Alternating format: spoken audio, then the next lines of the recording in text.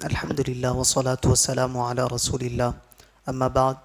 جیسا کہ پچھلے درس میں ہم نے سورۃ البقرہ کی آیت نمبر 109 اور 110 کی تلاوت، ترجمہ اور تفسیر سماعت کی، جس میں اللہ تبارک و تعالیٰ نے ارشاد فرمایا کہ یہ یہودی تو مسلمانوں سے یہی چاہتے ہیں کہ جب ان پر خوب حق ظاہر ہو چکا ہے تو وہ ان کو حسد کی وجہ سے اس حق کی طرف سے، ایمان کی طرف سے پھیر کر پھر سے مرتد اور کافر کر دے،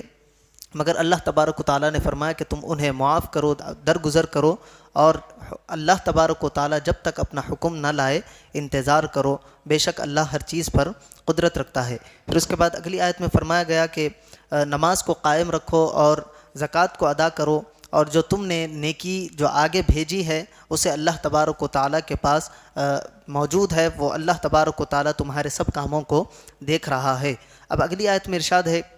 وَقَالُوا لَن يَدْخُلَ الْجَنَّةَ إِلَّا مَنْ كَانَ هُودًا أَوْ نَصَارَىٰ، اور اہل کتاب نے کہا کہ ہرگز، یعنی یہودیوں نے کہا کہ ہرگز کوئی جنت میں داخل نہیں ہوگا مگر وہی ہوگا جو یہودی ہوگا یا پھر نصرانی، نصارہ سے مراد عیسائی ہے۔ تِلْكَ أَمَانِيُّهُمْ، اللہ نے فرمایا کہ یہ ان کی من گھڑت باتیں ہیں۔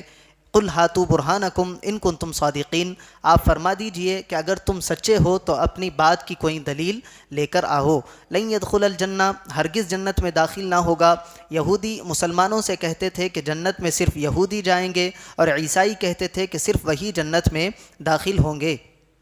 یہ گفتگو مسلمانوں کو بہکانے کے لیے تھی۔ ان کی تردید میں یہ آیت کریمہ نازل ہوئی جس میں فرمایا گیا کہ ان کی یہ بات ان کی اپنی رائے سے ہے، توریت اور انجیل میں ایسا کچھ نہیں فرمایا گیا۔ اگر وہ سچے ہیں تو اپنی اس بات پر کوئی دلیل لائیں۔ امانیہم، ان کی من گھڑت تمنائیں ہیں، بغیر کسی بنیاد کے جنت میں داخلے کے زبانی دعوے کرنا جہالت اور حماقت ہے۔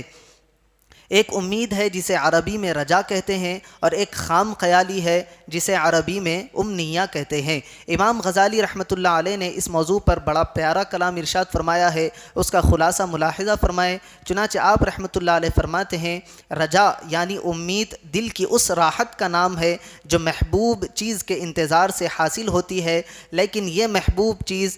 جس کی توقع کی جا رہی ہے اس کا کوئی سبب ہونا چاہیے، لہذا اگر اس کا انتظار اکثر اسباب کے ساتھ ہے تو اسے رجا یعنی امید کہتے ہیں، اور اگر اسباب بالکل نہ ہو یا اضطراب کے ساتھ ہو تو اسے امید نہیں بلکہ دھوکہ اور بیوقوفی کہا جائے گا، اور اگر اسباب کے ہونے یا نہ ہونے کا علم نہ ہو تو اس انتظار کو تمنا کہتے ہیں۔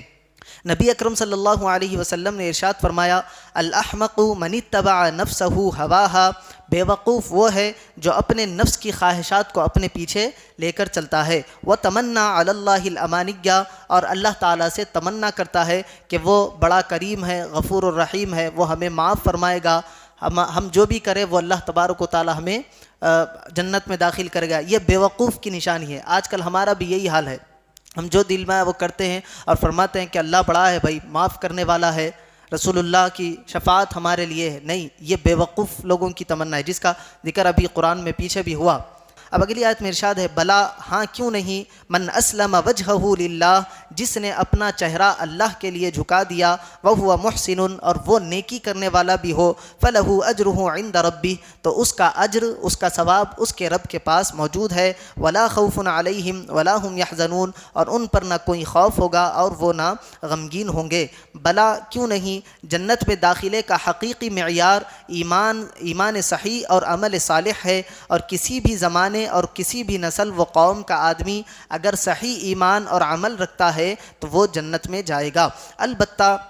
یہ یاد رہے کہ نبی اکرم صلی اللہ علیہ وسلم کے اعلان نبوت کے بعد آپ کی نبوت نہ ماننے والے کا ایمان قطعاً صحیح نہیں ہو سکتا، اور کوئی بھی عمل ایمان صالح کے بغیر نہیں ہو سکتا۔ گویا جو حضور اکرم صلی اللہ علیہ وسلم پر ایمان رکھے اور عمل صالح کرے وہ جنت کا مستحق ہو،